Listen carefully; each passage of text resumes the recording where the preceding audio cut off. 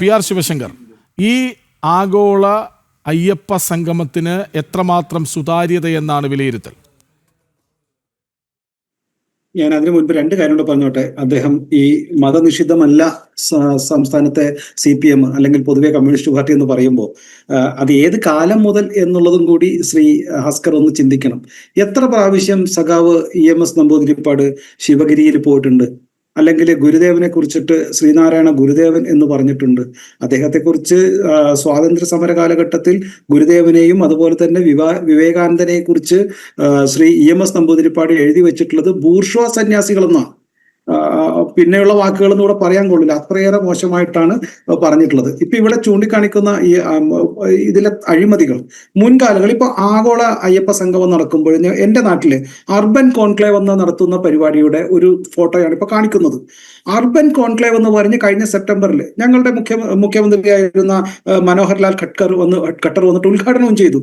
ഈ തദ്ദേശ സ്വയംഭരണ സ്ഥാപനങ്ങളിലേക്കുള്ള വലിയ വരുമാനം നടത്തുവാൻ വേണ്ടിയിട്ടാണ് ഈ കോൺക്ലേവ് നടത്തിയെന്ന് പറഞ്ഞത്.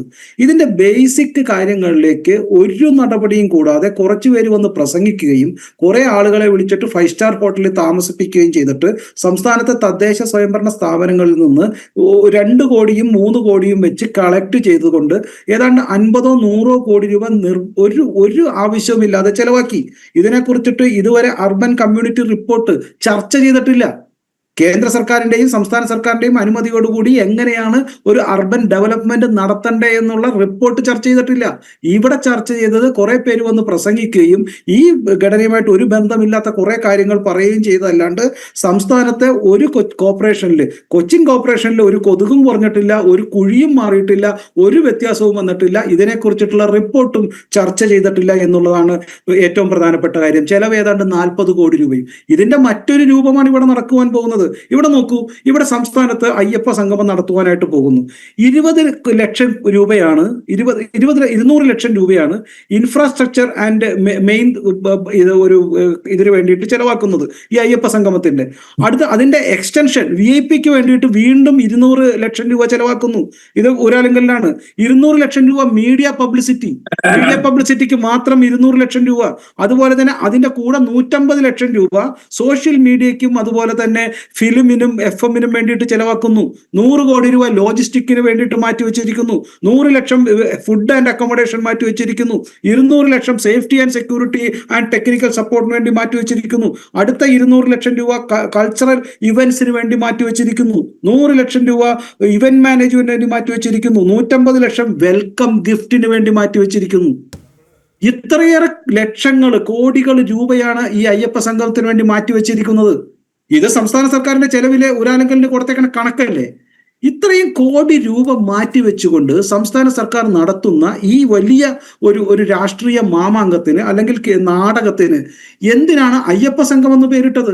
ഇതുകൊണ്ട് അയ്യപ്പൻ എന്ത് ഈ ശബരിമല മാസ്റ്റർ പ്ലാനെ നടപ്പിലാക്കാൻ ഇവർക്ക് എന്തെങ്കിലും പദ്ധതിയുണ്ടോ? ഇതുമായിട്ട് ബന്ധപ്പെട്ട് നിങ്ങൾ എന്തെങ്കിലും കണക്ടിവിറ്റി ചെയ്തിട്ടുണ്ടോ? എന്താണ് ശബരിമല മാസ്റ്റർ പ്ലാനിന്റെ പ്രശ്നം? അത് പഠിക്കാനായിട്ട് നിങ്ങൾ തയ്യാറായിട്ടുണ്ടോ?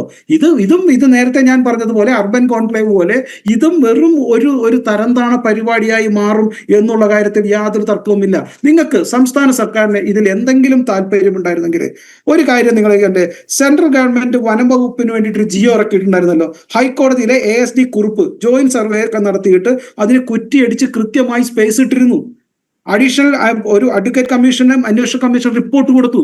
ആ റിപ്പോർട്ടിന്റെ പകർപ്പ് എവിടെയെങ്കിലും ഉണ്ടോ?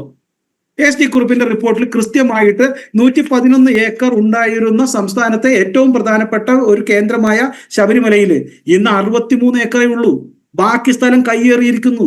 ഇത് ഈ അന്വേഷണ കമ്മിറ്റി റിപ്പോർട്ട് പിടിച്ചിട്ട് ജോയിന്റ് സർവേ നടത്തിയിട്ട് ഒരു കല്ലടിച്ച് ഇതടിച്ചിട്ട് ഒരു മരക്കുറ്റി അടിച്ചിട്ട് കൃത്യമായി അളന്ന് തിട്ടപ്പെടുത്തി കൊടുത്തില്ലേ സംസ്ഥാന സർക്കാർ? 1 സെന്റ് തിരിച്ചു പിടിക്കാൻ ഇതുവരെ തയ്യാറായോ?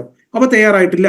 അതുപോലെ തന്നെ ഇത്തരത്തിലുള്ള മാസ്റ്റർ പ്ലാന് വേണ്ടിയിട്ട് ചെയ്തിട്ടുള്ള ഈ ടെക്നിക്കൽ ഒരു പിത്തോവാഡിയ എന്നൊരു കമ്പനിയെ, സിംഗപ്പൂർ ബേസ്ഡ് കമ്പനിയാണ് ഏൽപ്പിച്ചിട്ടുള്ളത്, ഒരു ഇന്റർനാഷണൽ കമ്പനി.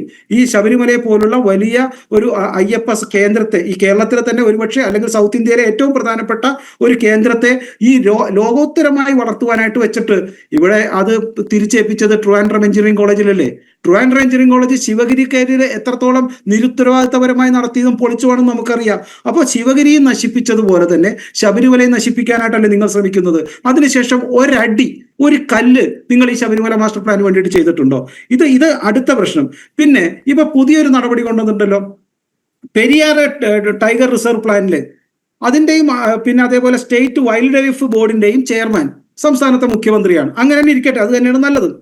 ഇന്നേ ദിവസം വരെ അതിന്റെ സ്ഥലം വിട്ടുകൊടുക്കാനായിട്ട്, ഫോറസ്റ്റിന് വിട്ടുകൊടുക്കാനായിട്ടും ഇതിന്റെ ഡെവലപ്മെന്റിനായിട്ടും സംസ്ഥാനത്തെ മുഖ്യമന്ത്രിമാർ ശ്രമിച്ചിട്ട് ഈ മുഖ്യമന്ത്രി ഒരു കത്ത് എഴുതിയിട്ടുണ്ടോ? അതുമാത്രമല്ല, പുതിയ നിയമങ്ങൾ എഴുതി പിടിപ്പിച്ചത് ഇത്തരം ടൈഗർ റിസർവ് ഫോറസ്റ്റിന്റെയും ഇത്തരം ഫോറസ്റ്റിന്റെയും ഉള്ളിൽ കൂടെ പോകുമ്പോൾ സ്വാമിയെ ശരണമയ്യപ്പ എന്ന് വിളിച്ചാൽ അവന് പെറ്റി കേസ് ഇടേണ്ടി വരും, അവന് ജയിലിലാക്കേണ്ടി വരും, അവന് 5,000 രൂപ 10,000 രൂപ കൊടുത്തിട്ട് ജയിലിൽ നിന്ന് ഇറങ്ങാൻ പറ്റുള്ളൂ. അത്തരം നിയമങ്ങളാണ് അതിൽ എഴുതി വെച്ചിരിക്കുന്നത്. ഇങ്ങനെയല്ലേ ശബരിമല നിങ്ങൾ ശ്രമിക്കാൻ പോകുന്നത്? അതായത് ശബരിമലയ്ക്ക് നാളെ ഇത്തരം വനപാതയിലൂടെ പോകുമ്പോൾ നിശബ്ദനായും അല്ലെങ്കിൽ അയ്യപ്പ എന്ന് വിളിക്കാൻ പോലും അവകാശം ഇല്ലാത്തവരായി മാറ്റിയിരിക്കുന്നു ഈ സംസ്ഥാനത്തെ സർക്കാർ എന്നുള്ളതല്ലേ സത്യം? ഇത് അറിയാത്തവരാണ് സംസ്ഥാനത്തെ കമ്മ്യൂണിസ്റ്റ് പാർട്ടിയും ഈ പറയുന്ന ഗവൺമെന്റും. അതുപോലെ തന്നെ അടുത്ത ഒരു അഴിമതി നമുക്കറിയാം. ഈ പ്രയാർ ഗോപാലകൃഷ്ണനും അതുപോലെ തന്നെ അജയ് തറയിലുമുള്ള ആളുകൾ, കോൺഗ്രസിന്റെ ആളുകൾ, അവരും കൃത്യമായി പറഞ്ഞിട്ടുണ്ട്, ഒരു അരവണക്കൂട്ടിൽ ഏതാണ്ട് 1100 ക്യാൻ ആണ് അരവണ കിട്ടുക. പക്ഷെ ഇന്ന് ഉൽപ്പാദിപ്പിക്കുന്നത് വെറും 800-ന് താഴെയാണ്. ഈ ബാക്കിയുള്ള 300ഓളം ക്യാനുകൾ പരസ്യമായി പുറത്ത് വിൽക്കുകയല്ലേ നിങ്ങൾ? ഈ ശബരിമലയെ കുറിച്ചുള്ള അഴിമതികളും തട്ടിപ്പുകളും ഞങ്ങൾക്ക് അറിയാത്തതാണോ? 300ഓളം ക്യാനുകൾ ഓരോ അരവധിയിൽ നിന്നും ഒരു ഇത് വരുമ്പോൾ, ഓരോ കൂട്ടിൽ നിന്നും വരുമ്പോൾ എത്ര ലക്ഷം രൂപയുടെ അഴിമതിയും തട്ടിപ്പുമാണ് അവിടുത്തെ ഉദ്യോഗസ്ഥർ നടത്തുന്നത് ഞങ്ങൾക്ക് അറിയില്ല എന്ന് വിചാരിച്ചത്. ഇതെല്ലാം ജനങ്ങളുടെ മുന്നിൽ വെക്കുകയല്ലേ? അപ്പൊ ഇതെല്ലാം ജനങ്ങൾക്ക് മനസ്സിലാവുന്നുണ്ട്. നിങ്ങൾക്ക് ഇത്തരം അരവണ തൊട്ട് അവിടുത്തെ നേരത്തെ പറഞ്ഞ പരമ്പരാഗത പാതയിലെ കല്ലിടറയിലുള്ള തട്ടിപ്പ്, അതുപോലെ തന്നെ സംസ്ഥാന സർക്കാർ ഇവിടെ ഓരോരോ പ്രാവശ്യമായി പ്രൊജക്ട് റിപ്പോർട്ടിൽ ഈ പറയുന്ന മാസ്റ്റർ പ്ലാനിൽ വരുന്ന തട്ടിപ്പുകൾ, ഇതൊന്നും കണ്ണടച്ച് കാണിക്കാതെ, ജനങ്ങൾക്ക് ഉപകാരപ്രദമായ ഒരു കാര്യവും നടക്കാതെ, ഏതാണ്ട് ഒരാളിങ്കലിന് പണം ഉണ്ടാക്കാൻ വേണ്ടിയിട്ട് ഏതാണ്ട് 15-20 കോടി രൂപ മുടക്കിക്കൊണ്ട് ഗിഫ്റ്റിന് വേണ്ടി മാത്രം 150 ലക്ഷം രൂപ 150 ലക്ഷം രൂപയാണ് ഒരു ഗിഫ്റ്റ് പദ്ധതി. ഇവിടത്തെ വന്നവർക്ക്, ശബരിമലയിലേക്ക് പോകുന്നവർക്ക് പച്ചവെള്ളം കൊടുക്കാനായിട്ട് നിങ്ങൾക്ക് കഴിയില്ല. അവിടെ നിന്ന് പമ്പയിലേക്ക്, അവിടെ നിന്ന് ട്രാൻസ്പോർട്ട് ബസ്സിൽ കയറാൻ 3 ഇരട്ടി തുകയാണല്ലേ നിങ്ങൾ വാങ്ങിക്കുന്നത്? എത്ര രൂപ നിങ്ങൾ വാങ്ങിക്കുന്നത്? അതിനൊരു ഡിസ്കൗണ്ട് കൊടുത്തൂടെ? എന്നിട്ട് ഈ വരുന്ന കോടീശ്വരന്മാർക്ക് ഗിഫ്റ്റ് കൊടുക്കുക, അവർക്കുള്ള കൾച്ചറൽ ഇവന്റിന് അതിനും 200 ലക്ഷം രൂപ. ഇതെല്ലാം ആരെ പറ്റിക്കാനാണ്? ഇതൊരു ആർഭാട സംഗമമാണെന്ന് ജനം എഴുതിയിട്ട പേര് വളരെ സത്യമാണ്. ഇത് തീർച്ചയായിട്ടും അയ്യപ്പന്റെ പേരിൽ കൂടി കൊള്ളയടിക്കുവാൻ ഈ സംസ്ഥാന സർക്കാരിന് ഭരണം കിട്ടില്ല എന്ന് മനസ്സിലാക്കിയപ്പോൾ കൊള്ളയടിക്കുവാൻ വേണ്ടിയിട്ട് അയ്യപ്പന്റെ പേരിൽ ഇങ്ങനെ കൾച്ചർ ഇവന്റ്, അതുപോലെ തന്നെ മീഡിയ FM റിലീസ് എന്ന് പറഞ്ഞിട്ട് 200 ലക്ഷം രൂപ ഇത് എങ്ങനെ ചെലവാക്കി? നാളെ ഇനിയിപ്പോൾ ഫ്രണ്ട് പേജിൽ പത്രങ്ങൾക്ക് പരസ്യം കൊടുത്തുകൊണ്ട് ദൃശ്യ മാധ്യമങ്ങളെ നിങ്ങൾക്ക് വരുതിക്ക് നിർത്താൻ പറ്റുമെന്നാണെങ്കിൽ അത് മിഥ്യാധാരണയാണ്. ഇത്തരം തട്ടിപ്പുകൾ കൊണ്ടൊന്നും നിങ്ങൾക്ക് നടക്കില്ല. ജനങ്ങൾ വിശ്വസിക്കില്ല. ഫുൾ പേജ് പരസ്യമാണെന്ന് കൊണ്ട് മാത്രം ജനങ്ങൾക്ക് അംഗീകരിക്കാൻ പറ്റില്ല. ഒരു സംശയവുമില്ല, ഈ 2011 തൊട്ടുള്ള മാസ്റ്റർ പ്ലാനുകൾ പൊളിച്ച LDF UDF സർക്കാരിന് ഈ അഴിമതിയിൽ പങ്കുണ്ട്. ഏത് കാലഘട്ടത്തിലും ഹൈക്കോടതിയുടെ ഉത്തരവിനെതിരെ ഞാൻ നേരത്തെ പറഞ്ഞ പോലെ ASD കുറുപ്പ് അടക്കമുള്ള ആളുകൾ കൃത്യമായി അളന്ന് തിട്ടപ്പെടുത്തിയ സ്ഥലം നിങ്ങൾ തിരിച്ചെടുത്തില്ല എന്നുള്ളതിൽ അഴിമതിയുണ്ട്, തട്ടിപ്പുണ്ട്. ഈ സംസ്ഥാന സർക്കാരിന് ഇവിടുത്തെ വികസനത്തിന്, ശബരിമലയുടെ വികസനത്തിൽ പ്രത്യേകിച്ച് യാതൊരു താല്പര്യവുമില്ല എന്നുള്ളതിൽ ഒരു സംശയവുമില്ല.